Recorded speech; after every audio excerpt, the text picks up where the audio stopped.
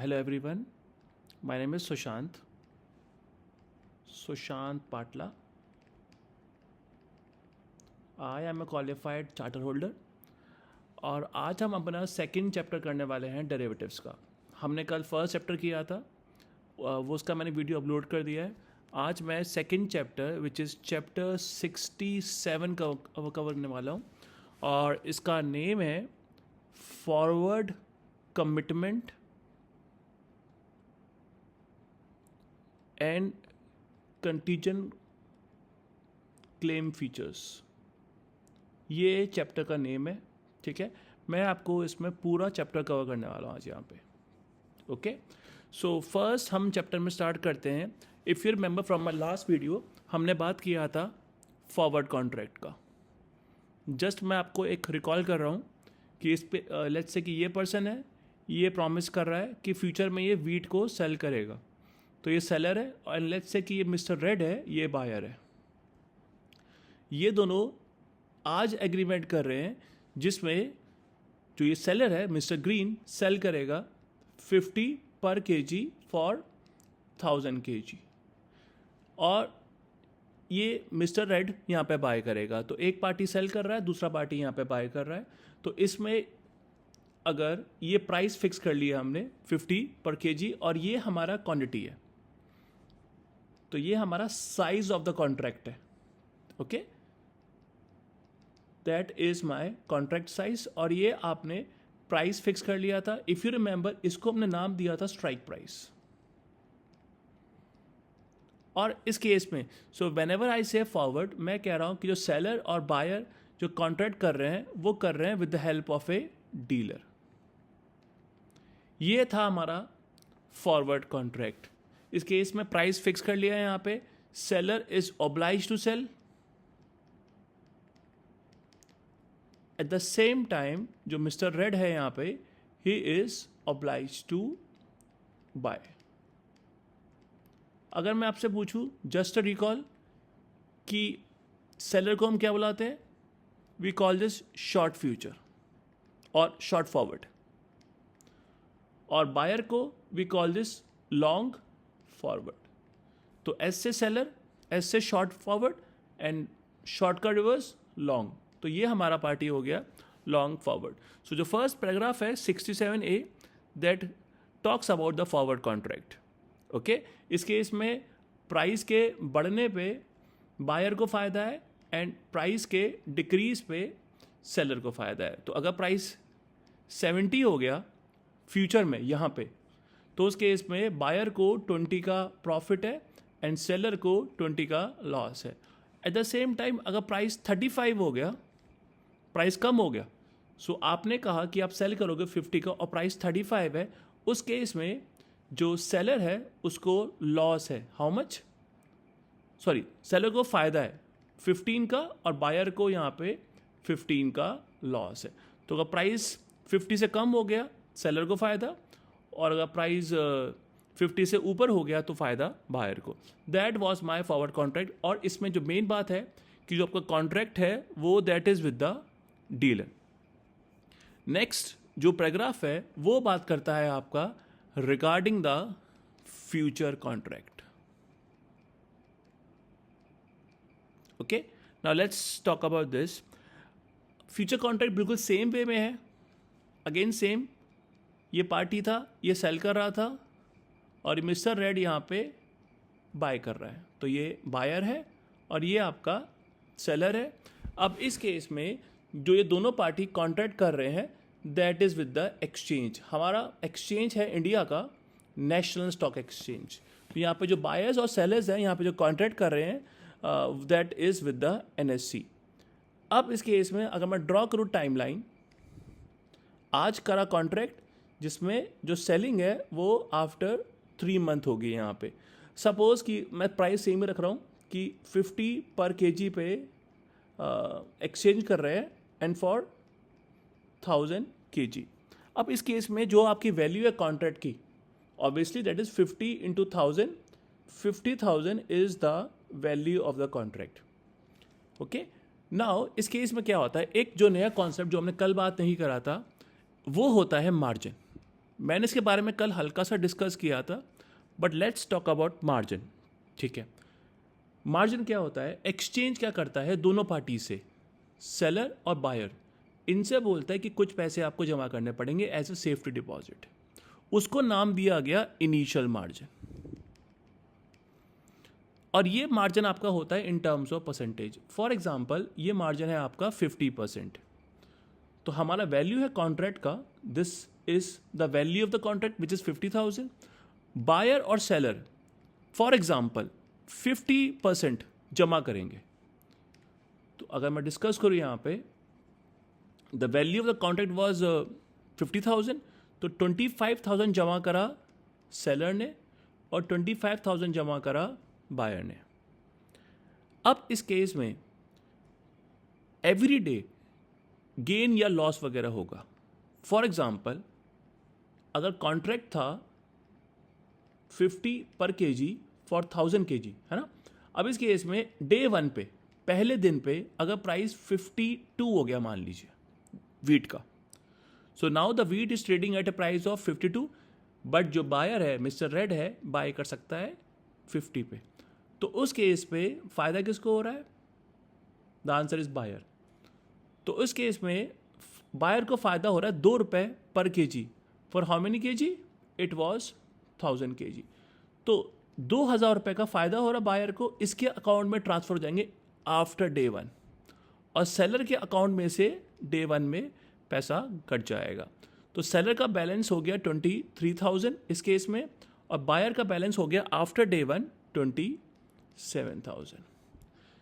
Okay.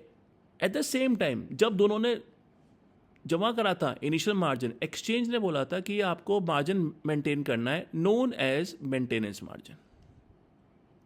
कि मतलब कि आपका बैलेंस मेंटेनेंस मार्जिन, आपका बैलेंस फॉर एग्जांपल मैं नंबर ऐसे बना रहा हूँ, 40% से कम नहीं होना चाहिए.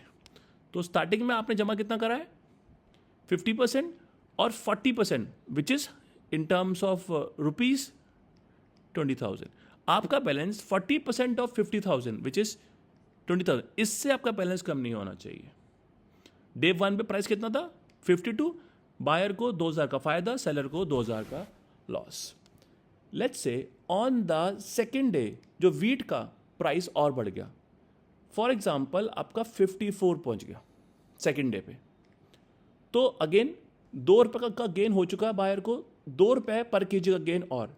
तो बायर के अकाउंट में चले गए 2,000 एंड सेलर के अकाउंट में से चले गए 2,000. बायर का बैलेंस 29,000 और सेलर का बैलेंस 21,000. अभी सेलर के लिए अच्छी बात क्या है कि उसका बैलेंस मेंटेनेंस मार्जिन से फिलहाल ऊपर है, क्योंकि उसका बैलेंस 21 है और उसको एटलीस्ट 20 होना चाहिए यहाँ पे. अब फॉर एग्जाम्पल डे 3 पे प्राइस 56 हो गया. अगेन सेलर के अकाउंट में 2,000 रुपये और आ गए, क्योंकि उसको 2 रुपये का फायदा और हो गया. इसका बैलेंस 31,000 और इसका बैलेंस कम हो गया, हिज नाउ बैलेंस बिकम 19,000. तो इसका बैलेंस स्टार्टिंग में इसने जमा कितना करा था? तो अगर मैं यहाँ पर ड्रॉ करूँ, उसका इनिशियल मार्जिन था 25,000 और मेंटेनेंस मार्जिन था उसका 20,000. Right now his balance stands eight 19,000 after day 3. उसका बैलेंस देखो यहाँ पे 19 पहुँच गया है. यहाँ पे कम से कम आपका बैलेंस 20 होना चाहिए था, जो कि कम हो गया है यहाँ पे. इस केस में एक्सचेंज उसको बोलेगा कि आप इस बैलेंस को वापस इंक्रीज करिए और वापस लेके जाइए इनिशियल मार्जिन पे. 20 पे नहीं, वापस 25 पे आपको लेके आना पड़ेगा. तो जो आपका बैलेंस 19 है, आपको वापस लेके आना पड़ेगा कितने पे? 25 पे. तो इसको 6,000 एक्स्ट्रा जमा करना पड़ेगा and he need to bring his balance back to 25,000. इस तरीके से एक्सचेंज इंश्योर करती है कि जिसका गेन हो रहा है और जिसका लॉस हो रहा है वो सेम डे पे ट्रांसफर होता रहे. और इस पूरे प्रोसेस को कहीं पे लिख लेना, काफ़ी इंपॉर्टेंट टर्म है. इसको बोलते हैं mark to market. Mark to market ये काफ़ी इंपॉर्टेंट टर्म है यहाँ पे. इस केस पे डेली आप गेन या लॉस वगैरह को ट्रांसफ़र कर रहे हो. इस केस में बायर को फ़ायदा हुआ उसके अकाउंट में दो और दो चले गए, उसका बैलेंस 31,000, ये बिल्कुल सेफ है क्योंकि इसको तो फ़ायदा हो रहा है। एट द सेम टाइम जो सेलर है उसको यहाँ पे लॉस हुआ और उसका बैलेंस पहुँच गया 19,000 को। तो इस केस में उसको 6,000 एक्स्ट्रा पैसे जमा करने पड़ेंगे and you need to bring his balance back to 25,000। और जो ये पैसा एक्स्ट्रा जमा कर रहा है 6,000, इसको हम बोलते हैं वेरिएशन मार्जिन। टर्म्स वगैरह थोड़ा सा आप ध्यान देना। एक टर्म था हमारा इनिशियल मार्जिन, जो उसने सबसे पहले जमा करा पैसा। एक सेकंड टर्म था हमारा मेंटेनेंस मार्जिन, जो उसको बैलेंस मेंटेन करना था। इस पूरे प्रोसेस को हम क्या बुलाते हैं? Mark to market. और जो उसने पैसा एक्स्ट्रा जमा करा we call this variation margin. और एक लास्ट चीज एक और, इस केस में जो उसको कॉल आया, देखो जब उसका बैलेंस 19 पहुंच गया और एक्सचेंज ने बोला कि आप पैसा और जमा करो, तो उसको आती है मार्जिन कॉल।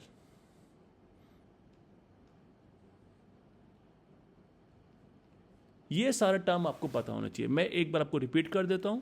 सबसे पहला टर्म था इनिशियल मार्जिन विच वॉज 25,000, जो एक्सचेंज ने बोला कि आपको कॉन्ट्रैक्ट में एंटर करने के लिए जमा करना पड़ेगा as a safety deposit.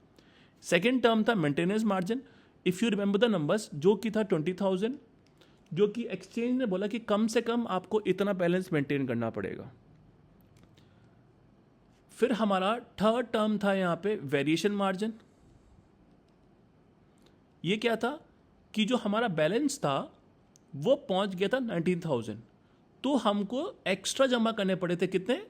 6,000 and we need to pull our balance back to 25,000। This 6,000 was my variation margin. Okay.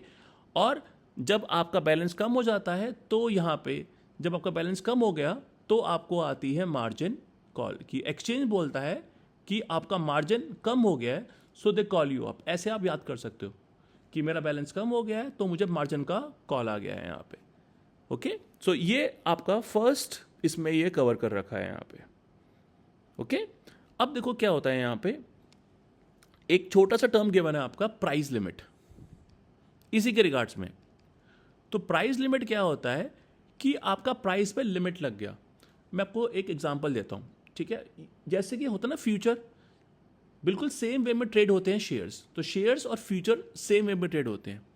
तो व्हेन आई से प्राइस लिमिट, फॉर एग्जांपल कि मैंने कहा था कि 50 पे, फॉर एग्जांपल एक्सचेंज ने यहाँ पे लिमिट पुट कर दिया कि अगर प्राइस 55 तक पहुँच गया एक ही दिन में, सो मतलब 5 पर केजी का अगर मूवमेंट आ गया तो हमारा ट्रेडिंग रुक जाएगा। That is your price limit. मतलब कि एक प्राइस पे लिमिट लगा हुआ है कि अगर प्राइस का चेंज इस अमाउंट से ज़्यादा हो गया या कम हो गया, सपोज कि मेरा बैलेंस 55 पहुंच गया या 45 पहुंच गया, तो उस केस में मेरे को ट्रेडिंग वगैरह अलाउड नहीं है यहाँ पे। So there is a price circuit भी बोलते हैं इसको, प्राइस लिमिट या प्राइस सर्किट। कभी आप अच्छा टर्म अगर सुना होगा। ये क्या होता है कि इसलिए होता है ताकि जो लोग हैं वो उनमें पैनिक ना आ जाए। ओके, सो एक्सचेंज जो कि हमारी बॉडी है SEBI, security exchange board of India, India की, तो ये इंश्योर करती है कि लोग ज़्यादा बेटिंग ना करें। उसके लिए यहाँ पे एक प्राइस का लिमिट लगा दिया कि जो मूवमेंट है वो इससे ऊपर नीचे ज़्यादा नहीं हो सकता है यहाँ पे। Okay, now moving forward, let me cover 67.2। The topic is swaps and option. If you remember, इसके बारे में हमने कल बात करा था। ये पर्सन है, इसने यहाँ पे इसको बोला, लेट्स से मिस्टर येलो को बोला कि मैं तेरे को 5% फिक्स पे करूंगा और तू मुझे देगा वेरिएबल रेट। तो जो मिस्टर ग्रीन है यहाँ पे, वेरिएबल रेट मतलब कोई भी रेट मान लो मार्केट का, सपोज कि बैंक का रेट मान लो, तो ये मिस्टर ग्रीन है वेरिएबल रिसीव कर रहा है and he is paying how much?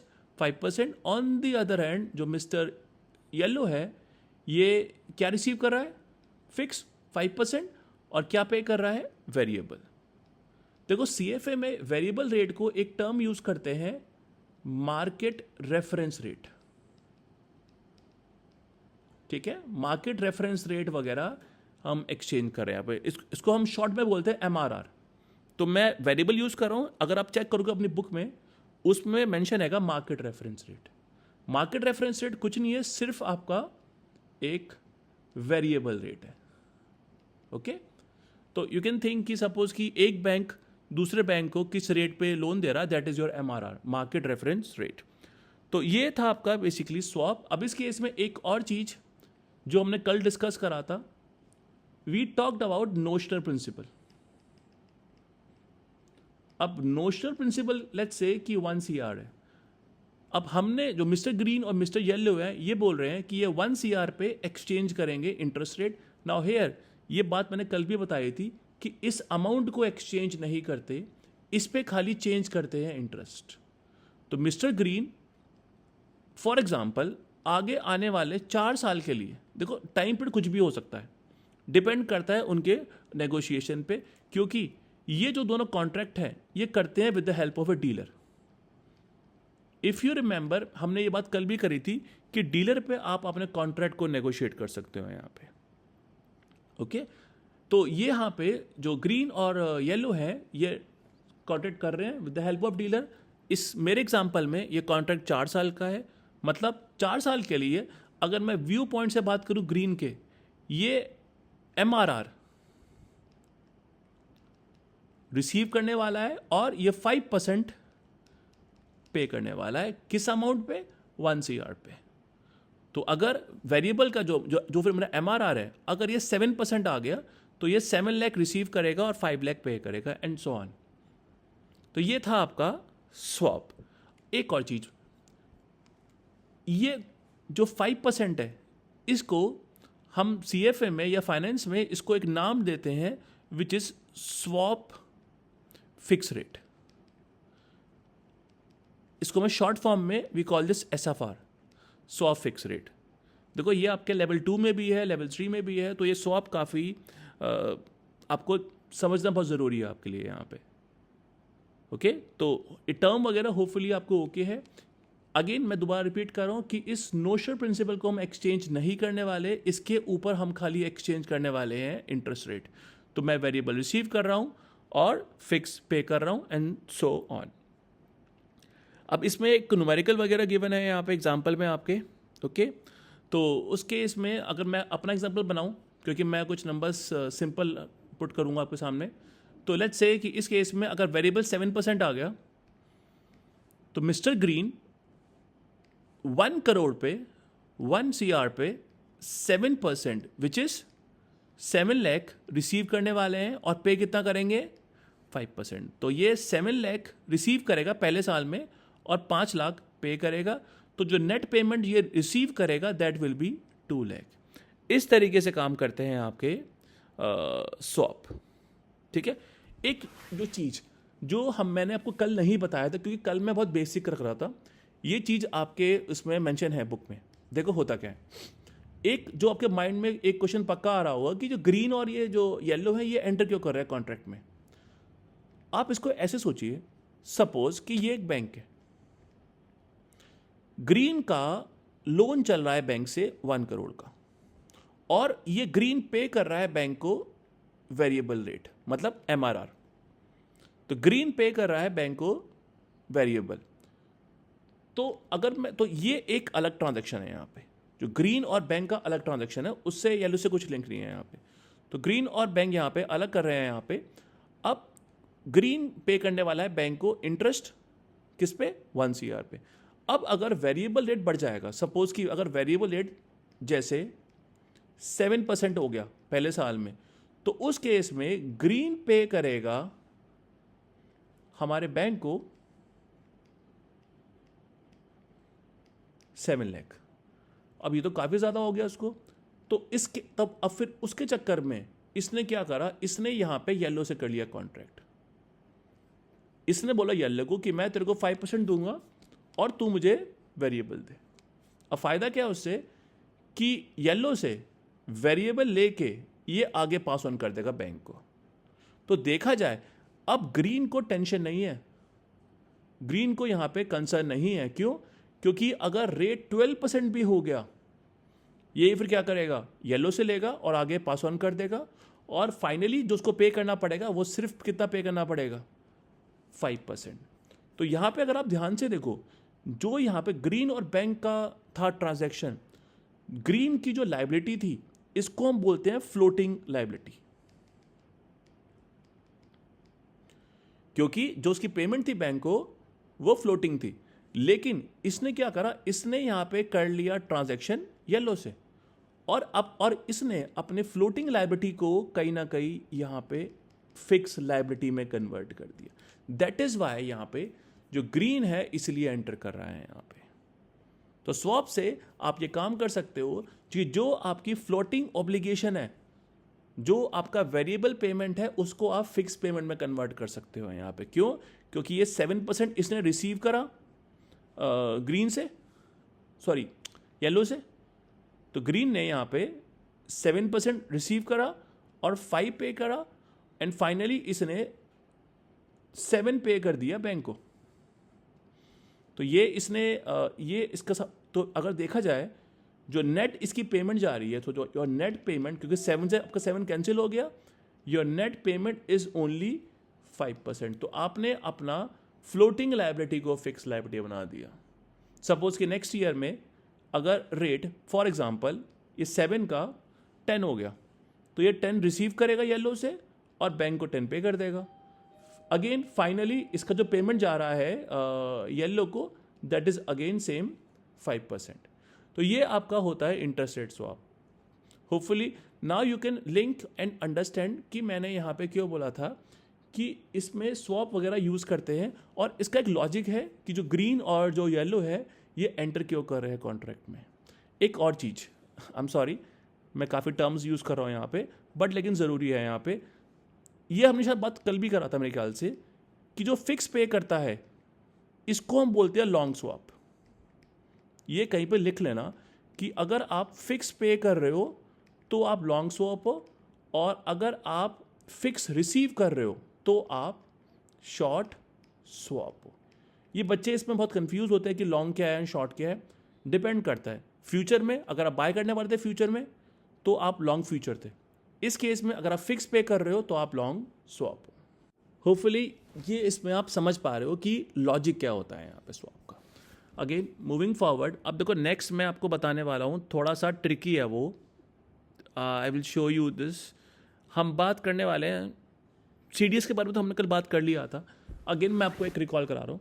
तो जो आपका नेक्स्ट पैराग्राफ है, it is CDS। If you remember that is credit default swap. अब एक बार ये आप समझ लोगे तो आपको हल्का सा रीडिंग करने में आपको ईजी रहेगा। मैं जो सारी टर्म्स है टेक्निकल वो मैं आपको बता रहा हूँ। इफ़ यू रिमेंबर, इसके बारे में हमने कल बात करा था कि मिस्टर ग्रीन है, ये इसने इस कंपनी को लोन दिया, लेट्स से इसने लोन दिया बायजू को। अब एज पर द लोन का agreement he is suppose to receive 5 lakh का interest every year for 5 years, और एंड में इसको मिलेगा उसका balance back which is 1 crore. तो मिस्टर ग्रीन ने यहाँ पे बायजू को लोन दिया and he is suppose to receive interest every year, and in the end he will receive the loan का balance which is the par value. अब इस case में मिस्टर ग्रीन को लगता है कि ये पैसा वापस नहीं करेगा। इसने ये लेट्स से कि यहाँ पे ब्लू को बोला कि मैं तेरे को 4 लाख रुपए एवरी ईयर दूंगा, उसके बदले में तू मुझे गारंटी दे। तो ब्लू यहाँ पे कहीं ना कहीं गारंटी प्रोवाइड कर रहा है कि अगर बायजू पैसा नहीं देती है तो पैसा ब्लू देगा, और अगर बायजू ने पैसा दे दिया there will be no payment. ये था बेसिकली आपका CDS। एक कुछ टर्म्स मैं आपको बताना चाहूँगा। देखो आपके हिसाब से यहाँ पे जो ब्लू था ये प्रोवाइड कर रहा है इंश्योरेंस, राइट, और जो ग्रीन था ये कहीं ना कहीं इंश्योरेंस खरीद रहा है यहाँ पे। तो जो ग्रीन है जो इंश्योरेंस को खरीद रहा है, इसको हम बोलते हैं प्रोटेक्शन बायर, क्योंकि ये कहीं ना कहीं सेफ्टी बाय कर रहा है। We call this protection buyer. और ये जो ब्लू है ये यहाँ पे आपका सेल कर रहा है insurance, so we call this protection seller. एक दो बच्चे मुझसे बार बार क्वेश्चन पूछते हैं कि ये जो 4 लाख है ये अमाउंट कैसा आया। ओके, देखो ये आप लेवल 2 और लेवल 3 में दोबारा पढ़ोगे इस चीज़ को आप, ओके। बट फिलहाल के लिए आप इतना समझ लो कि ये कहीं ना कहीं डिपेंड करता है रिस्क पे। अगर सपोज कि कंपनी ख़राब है तो ये अमाउंट ज़्यादा है। अगर सपोज कि कंपनी यहाँ पे एप्पल होती फॉर एग्जांपल, तो शायद ये 4 लाख की बजाय सिर्फ लेट्स से 1 लाख होता। सो अगर आपका रिस्क ज़्यादा है तो आप जो प्रीमियम है वो भी आप पे करते हो ज़्यादा। Okay, so that we have discuss yesterday. तो मैंने आपको हल्का सा इसका रिवाइज करवाया है कि हमारा क्या था CDS। So that was my credit default swap. Okay, moving forward हम बात करते हैं कॉल ऑप्शन। अगर आप ट्रेडिंग करते हो तो ये टर्म से आपको शायद पता होगा, अगर नहीं पता तो कोई इशू नहीं है, मैं आपको एक्सप्लेन करता हूँ। लेट्स से कि ये मैं हूँ, so this is Sushant and ये लेट्स से आप हो, let's say this is you. तो मैंने आपको बोला आज मैंने आपको लेट्स से 20 रुपये दिए और मैंने आपसे बोला कि ये शेयर है रिलायंस का। मैंने आपसे बोला कि मैं आपसे रिलायंस का शेयर परचेज करूंगा 1400 पे, सपोज 3 महीने बाद अक्टूबर में।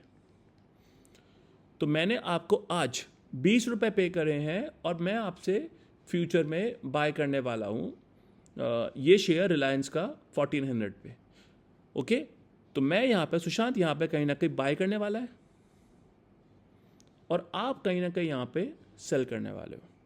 ओके, उसके लिए मैंने आपको ये 20 रुपये पे कर दिया है आज, और मैं फ्यूचर में 3 महीने बाद मैं यहाँ पे बाय करने वाला हूँ। अब जो मैंने 20 रुपये पे करे हैं ना, उससे मैंने कहा है कि ठीक है मेरी मर्जी होगी तो बाय करूँगा, तो मेरे पास कहीं ना कहीं ऑप्शन टू बाय है। ऑन दी अदर हैंड जो सेलर है इसके पास ऑब्लिगेशन टू सेल है। तो एक पार्टी पे ऑप्शन है, दूसरी पार्टी पे यहाँ पे ऑब्लिगेशन है। आज पे कर दिया हमने 20 रुपये और फ्यूचर पे मेरी मर्जी है कि मैं बाय करूँ या ना करूँ। फॉर एग्जांपल अगर प्राइस हो गया 1600, जो मर्जी प्राइस हो, मुझे शेयर पड़ेगा कितने का, 1400 का, मैं बाय कर लूँगा, क्योंकि जो शेयर बाजार में 1600 का है मुझे पड़ेगा 1400 का। और वहीं पे अगर शेयर हो गया 1100 का तो मैं बाय नहीं करूँगा। ये होता है आपका कॉल ऑप्शन। तो ये 20 रुपये पे करके आई गेट द ऑप्शन, मुझे ऑप्शन मिल गया कि खरीदूँ या ना खरीदूँ। अगर प्राइस बढ़ेगा तो मैं खरीद लूँगा और अगर प्राइस गिरा तो मैं नहीं खरीदूँगा। लेकिन ये 20 रुपये मेरे जा चुके हैं। ओके, तो प्राइस जो मर्जी हो, 20 रुपये तो मेरे गए। अगर प्राइस बढ़िया हुआ मैं खरीद लूँगा, प्राइस खराब हुआ तो मैं नहीं खरीदूँगा। ये है आपका कॉल ऑप्शन। ओके, अब देखो मैं कुछ नंबर से आपको ये एक्सप्लेन करता हूँ, उससे शायद आपको ये थोड़ा ईजी लगे। तो ये हमारा बायर था, ये सेलर, मतलब कि ये मैं था और ये आप लोग थे। अब इस केस में अगर मार्केट प्राइस 1600 हो गया तो जो चीज़ 1600 की है मैं चाहूँ तो ले सकता हूँ 1400 में। क्या मैं लूँगा? The answer is yes. मुझे प्रॉफिट कितने का? 200 रुपये का। लेकिन अगर मैं नेट प्रॉफिट देखूँ, ये 20 रुपये भी तो मैंने पे करें, जो मेरा नेट प्रॉफिट है वो 200 नहीं है, वो 180 है। ओके, और आपका 180 का लॉस। आप खाली एक पार्टी का निकाल दो, दूसरी पार्टी का अपने आप ही उसका same number but with opposite sign. Okay, यहाँ पे प्लस था तो यहाँ पे माइनस। और अगर मार्केट प्राइस 1100 हो गया तो जो चीज़ 1100 की है मैं चाहूँ तो परचेज कर सकता हूँ 1400 का। तो क्या मैं परचेज करूँगा? The answer is no. उस केस में जब मैं परचेज ही नहीं कर रहा तो मेरा लॉस किस बात का? मेरा जो अमाउंट जाएगा that will only be 20 rupees, ये अमाउंट जो मेरा टोकन मनी था, और सेलर का 20 का प्रॉफिट। ये होता है आपका कॉल ऑप्शन। इस जो 20 रुपये पे हम पे कर रहे हैं इसको बोलते हैं ऑप्शन प्रीमियम। देखो मैंने बहुत बेसिक बताया आपको यहाँ पे, ओके, बट होपफुली इसमें आप समझ गए होगी कि कॉल ऑप्शन होता क्या है यहाँ पे। और ये जो 1400 रुपये हैं इसको हमने नाम दिया एक्सरसाइज प्राइस। और ये जो टाइम पीरियड है ना, 3 महीना, इसको हमने नाम दिया है यहाँ पे टाइम टू एक्सपिरेशन, क्योंकि मेरे पास अभी 3 महीना है। देखो नाम से ही बहुत सारी चीज़ें क्लियर है। जो हमने ऑप्शन को में एंटर करने के लिए प्रीमियम पे करा वो 20 रुपये, that is option premium. That fix price is known as exercise price. इसको हम एक और वर्ड बुलाते हैं स्ट्राइक प्राइस। और this 3 month is your time to expiration. Okay, तो मैं इसमें प्रॉमिस कर रहा हूँ कि मैं ऑप्शन ले रहा हूँ कि मैं फ्यूचर में बाय कर सकता हूँ, लेकिन आपको सेल करना कंपलसरी है, मतलब कि आप मना नहीं कर सकते। अब इस केस में अगर सपोज आप मुझे बताओ कि कौन डिफॉल्ट कर सकता है, क्योंकि मेरे पास तो ऑप्शन है। अगर चीज़ें मेरे फेवर में हुई तो मैं बाय करूंगा, वरना मैं बाय नहीं करूंगा, लेकिन आपको सेल करना यहाँ पे कंपलसरी है। तो खाली आप डिफॉल्ट कर सकते हो, only you can default. Okay, so default का जो रिस्क है वो मेरे को है कि आपने पेमेंट नहीं करा, so only you can default. अब कुछ टर्म्स और बात कर लेते हैं यहाँ पे। देखो, जैसे कि इस वाले एग्जांपल में मैंने पे करा था प्रीमियम, है ना। तो जब भी आप प्रीमियम पे करते हो तो आप होते हो लॉन्ग ऑप्शन। मैं लॉन्ग हूं कॉल ऑप्शन। और आप जो प्रीमियम रिसीव कर रहे हो, जो भी पार्टी प्रीमियम को रिसीव करेगा वो हमेशा होगा शॉर्ट कॉल ऑप्शन। तो अगर आप प्रीमियम रिसीव कर रहे हो आप शॉर्ट कॉल हो, और मैं अगर प्रीमियम पे कर रहा हूं तो मैं यहां पे लॉन्ग कॉल ऑप्शन हूं। होपफुली ये एग्जांपल आपको ओके है यहाँ पे। ओके, मैंने यहाँ पे 20 रुपये पे करे, मैंने कहा कि मर्जी होगा तो बाय करूंगा।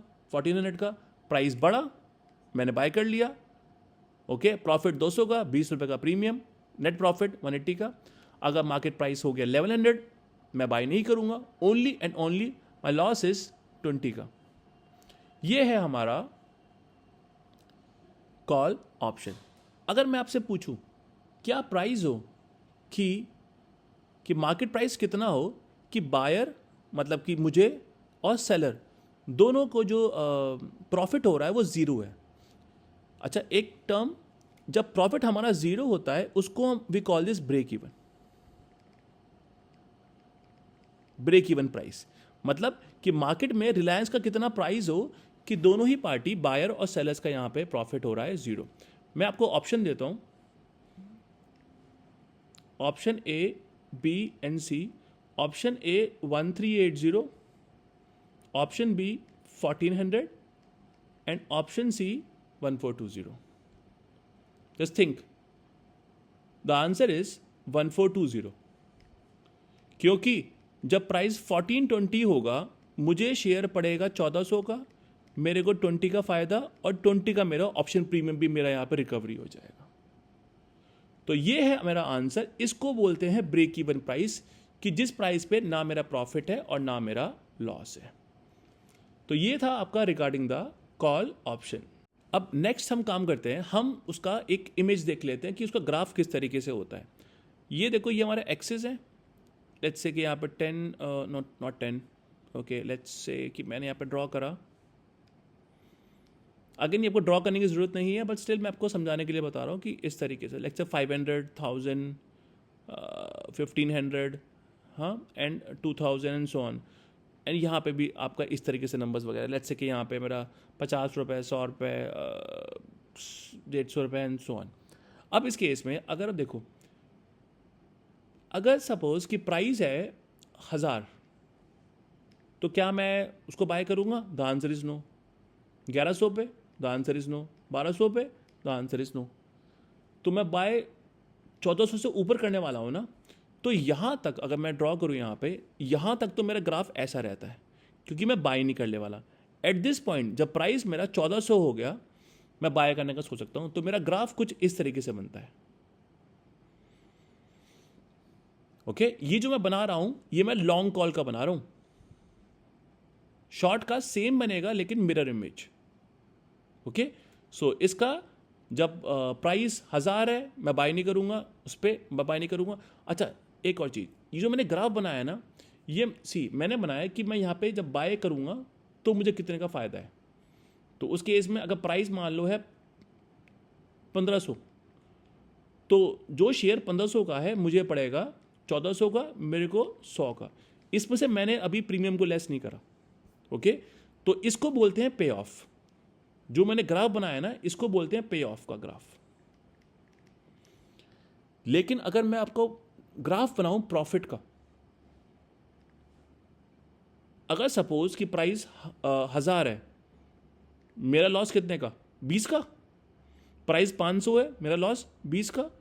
तो आपका ग्राफ कुछ इस तरीके से बनेगा। ओके, तो मतलब कि ये जो है, अगर मैं इसमें शो करूं, ये जो एरिया में ड्रॉ कर रहा हूं, ये यहां पे आपका लॉस है 20 रुपए का। जब प्राइस 1410 हो गया, आपका लॉस कितने का हो गया? आपका प्रॉफिट लॉस कितने का हो गया?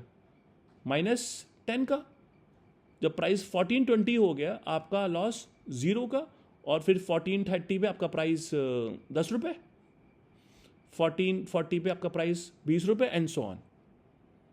तो ये जो आपका ग्राफ है, इस केस में ये जो एरिया है, ये आपका प्रॉफिट का मैं ड्रॉ कर रहा हूं यहां पे, और ये एरिया स्टार्ट हो रहा है 1420 से यहां पे। ओके, सो जब प्राइस यहां पे कम है, ओके, इस प्राइस पे आपको लॉस कितने का हो रहा था? 20 का। तो यहां पर दो चीजें हैं, एक तो होता है पे ऑफ। मैं एक बार आपको रिपीट कर देता हूं। मैंने कहा कि मैं बाय कर सकता हूं, यहां पे मेरा होगा पे ऑफ। जैसे कि जब प्राइस था 1500 का, मुझे शेयर कितने का पड़ेगा? 1400 का। तो मेरा पे ऑफ हो गया 100 रुपये। और अगर उसमें से मैं प्रीमियम लेस कर दूं 20 रुपए का, तो मेरा आता है प्रॉफिट, नेट प्रॉफिट।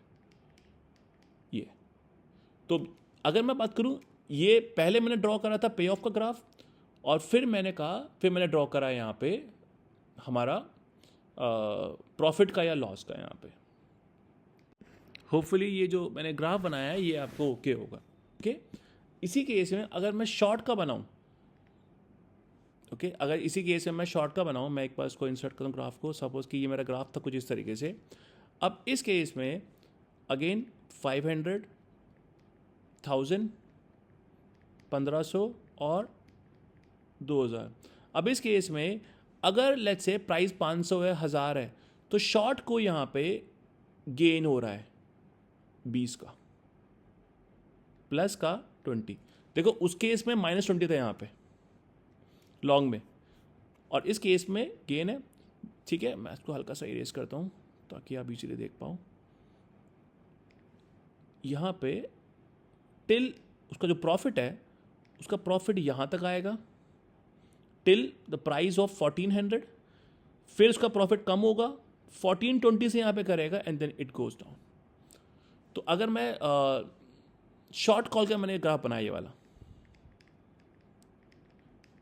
ये वाला एरिया शॉर्ट का प्रॉफिट था जब प्राइस कम था, फिर उसका प्रॉफिट कम हुआ, एंड देन यहां पे उसका लॉस वगैरह हो गया है यहां पे। तो ये आपका ग्राफ वगैरह होता है यहां पे कॉल का, और आपका कहीं ना कहीं शॉर्ट कॉल का। अब इस केस में अगर मैं आपको एक और चीज़ बताऊं, अब इसका प्रॉफिट कितना हो सकता है। तो अगर मैं आपसे पूछूं what is the maximum profit या maximum loss for, let's say for both the parties, मैं कुछ यहां पे इरेज कर देता हूं। तो अगर मैं आपसे पूछूं मैक्सिमम प्रॉफिट या मैक्सिमम लॉस लॉन्ग का और शॉर्ट का, देखो प्राइस तो अगर थियोरेटिकली तो तुम्हारा प्राइस कुछ भी हो सकता है। तो मैक्सिमम प्रॉफिट लॉन्ग का होता है इन्फिनिटी। एक बात हमेशा याद रखना कि जो मैक्सिमम प्रॉफिट है वो दूसरे का मैक्सिमम लॉस हो जाएगा। तो मैक्सिमम जो आपका लॉस है, ठीक है, शॉर्ट का, वो होगा फिर माइनस इन्फिनिटी। अगर मैक्सिमम प्रॉफिट लॉन्ग का प्लस का इन्फिनिटी है, शॉर्ट का होगा माइनस का इन्फिनिटी। क्योंकि अगर प्राइस मान लो लेट्स से पहुंच गया 10,000, तभी भी वो बाय कर सकता है 1400 पे। तो प्राइस कुड बी एनीथिंग, वो सिर्फ बाय कर सकता है 1400 पे यहाँ पे। और जो मैक्सिमम लॉस है लॉन्ग का, वो सिर्फ वो ऑप्शन प्रीमियम, वो टोकन मनी है। और मैक्सिमम प्रॉफिट शॉर्ट का प्लस का 20। ओके, तो ये आपका हमेशा रहता है यहाँ पे। मैंने आपको नंबर्स के थ्रू एक्सप्लेन करने की कोशिश करी है ताकि आप समझ सको कि मैक्सिमम प्रॉफिट या मैक्सिमम लॉस कितना आपका इसमें हो सकता है यहाँ पे। So that was regarding your call option. आपके उसमें बुक में ऐसे ही मेंशन कर रखा है यहाँ पे, उसने कुछ नंबर्स दूसरे यूज़ करें हैं, but the concept is same. इस तरीके से आप यहाँ पे कर सकते हो कि लॉन्ग कॉल या लॉन्ग पुट आपका कैसा होता है। अच्छा, अभी मुझे इसमें एक और चीज़ कवर करनी है विच इज़ पुट ऑप्शन। चलो मैं एक काम करता हूँ, मैं आपको इसका एक और एग्जांपल करा दूँ ताकि आपको ईजी हो। सपोज लेट्स से कि मेरा प्रीमियम है 3 रुपये का, ओके, और स्ट्राइक प्राइस मेरा 40 है। तो एक्स मेरा 40 है, मतलब कि मैं चाहूँ तो 40 का बाय कर सकता हूँ, और मैंने उसके लिए पे करा है 3 रुपये। एंड सपोज कि मेरा प्राइस हो गया, let's say the market price is 43, okay. इस केस में अगर हम डिस्कस करें, if the market price is 43, तो मैं अगर ड्रॉ करूँ, ये मेरा लॉन्ग है और ये मेरा शॉर्ट है।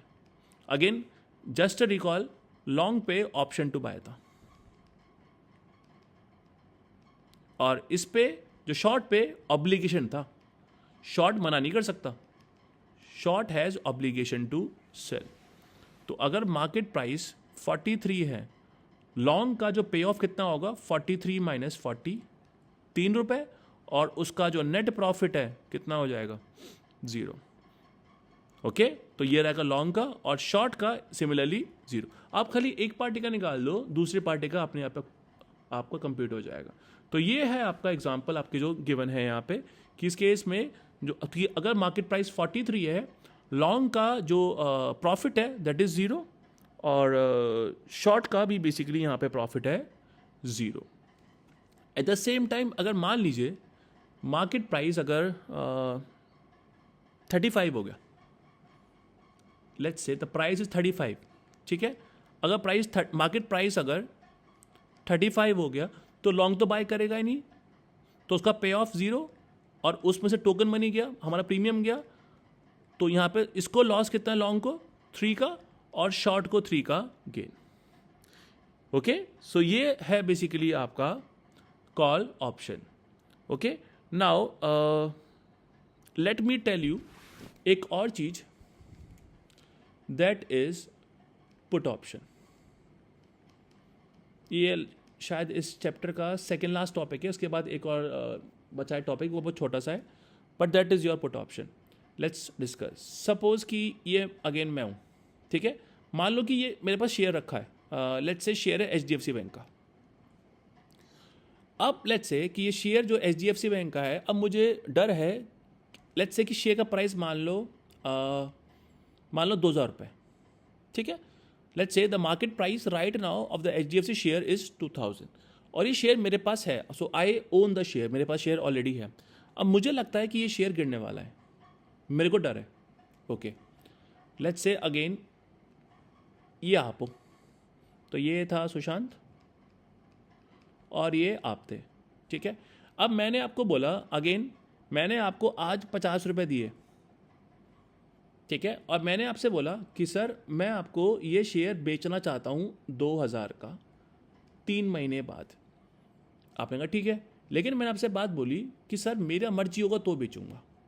तो इस केस में मेरे पास ऑप्शन 2 सेल है, कि मैं चाहूँ तो यहाँ पे शेयर को बेच सकता हूँ, अगर मेरा मन नहीं है तो मैं नहीं बेचूंगा, लेकिन आपको यहाँ पे बाय करना कंपलसरी है। So you have obligation to bye.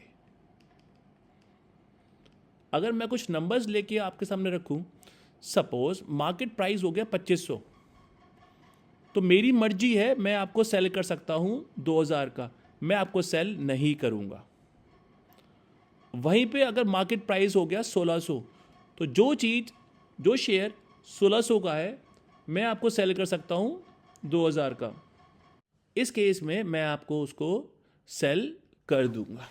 तो मेरे पास एक तरह से ऑप्शन मिल गया कि मैं चाहूँ तो बेच सकता हूँ, मेरा मन नहीं है तो मैं नहीं बेचूंगा। तो मैंने अपने आप को कहीं ना कहीं यहाँ पे सेव कर लिया कि अगर शेयर गिरा तो मैं आपको सेल कर दूंगा। So that is your put option. Again same term, ये मेरा सेम वही है ऑप्शन प्रीमियम, और ये अगेन सेम मेरा है एक्सरसाइज प्राइस या स्ट्राइक प्राइस, सब कुछ सेम है। और अगेन ये भी मेरा सेम है, इट वाज, बताओ, टाइम टू एक्सपिरेशन, कितना टाइम का मेरा कॉन्ट्रैक्ट है कि मैं चाहूँ तो 3 महीने बाद मैं आपको शेयर सेल कर सकता हूँ और आपको बाय करना पड़ेगा, आप मना नहीं कर सकते। तो मेरे पास ऑप्शन है, करूँ या ना करूँ, लेकिन आपको तो ऑप्शन ही नहीं है, आपको तो खरीदना ही पड़ेगा 2000 का। ठीक है, तो इस केस में मुझे फ़ायदा कब है? जब शेयर गिरेगा, और आपको फ़ायदा कब है? कि जब शेयर बढ़ जाएगा। नाउ लेट्स से डिस्कस करते हैं, कुछ नंबर से आपको मैं क्लियर कर देता हूँ। तो इस केस में अच्छा एक और चीज़, अगेन देखो टर्म थोड़ा सा यहाँ पे तो ट्रिकी है, मैं समझता हूँ वो चीज़। इवन हम जब बच्चों को कराते हैं तो हमें दिक्कत भी होती है बच्चों को समझाने में, क्योंकि बच्चा इसमें कई बार कंफ्यूज हो जाता है। सिंपल रखो यहाँ पे चीज़ों को, अगर आप ये पैसा पे कर रहे हो तो उस केस पे आप लॉन्ग हो। अगर ये मैं टोकन मनी जो ऑप्शन प्रीमियम अगर मैं पे कर रहा हूँ तो मैं लॉन्ग पुट हूँ। जो भी ऑप्शन दे रहा है, जो भी ऑप्शन खरीद रहा है, उसके लिए पैसे दे रहा है, वो लॉन्ग पुट है। दूसरा पार्टी अपने आप ही शॉर्ट पुट। तो इस केस में मैं लॉन्ग था अगेन, और आप यहाँ पे शॉर्ट थे। तो अगर मार्केट प्राइस पहुँच गया 2500, तो जो चीज़ 2500 की है, 2500 की है, I can sell at a price of 2000। Obviously I won't sell. Okay, तो मैं सेल नहीं करूँगा। मेरे को लॉस कितने का? सिर्फ 50 का, और आपको 50 का प्रॉफिट, राइट। और अगर मार्केट प्राइस मान लीजिए पहुंच गया 1600, तो उस केस में आपको मैं सेल कर सकता हूं, और मैं कर दूंगा। मुझे फ़ायदा कितने का? 400 रुपये का, क्योंकि जो चीज़ 1600 की है मैं सेल कर पाऊँ कितने पे? 2000 पे। लेकिन मैंने ऑलरेडी टोकन मनी पे कर दिया ऑप्शन प्रीमियम, तो नेट मेरा फ़ायदा कितने का हो गया? 350 का, और आपको 350 का यहाँ पे लॉस हो गया। तो ये था आपका पुट ऑप्शन। अगर मैं आपसे एक लास्ट पूछूं यहाँ पे कि मुझे बताओ, एक ट्राई करना, वीडियो को पॉज करके एक बार ट्राई करना कि ब्रेक इवन कितने पे होगा। मतलब कि ना मेरा प्रॉफिट ना आपका प्रॉफिट। मैं आपको अगेन ऑप्शन दे रहा हूं, इट्स 1950, 2000 या 2050। ओके, जस्ट थिंक कि कितने पे होगा। द आंसर इज 1950, क्योंकि जब प्राइस 1950 होगा शेयर का, मैं आपको सेल कर पाऊंगा 2000 पे। मुझे फ़ायदा कितने का? 50 का, और मेरा जो ऑप्शन प्रीमियम था वो भी यहाँ पर रिकवरी हो जाएगा। So the right answer is 1950। Okay, तो अभी तो देखो मैंने खाली आपको यहाँ पे कॉन्सेप्ट बताया, मैंने आपको नहीं एक्सप्लेन करा कि फॉर्मूला वगैरह मैंने भी नहीं इसमें नहीं आपको बताया कि फॉर्मूला वगैरह क्या होता है।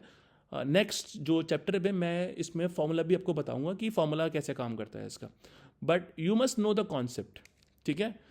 अगर मैं एक बार आपको रिवाइज करवाऊँ यहाँ पे, अगर आप लॉन्ग कॉल हो तो आपके पास ऑप्शन टू बाय है।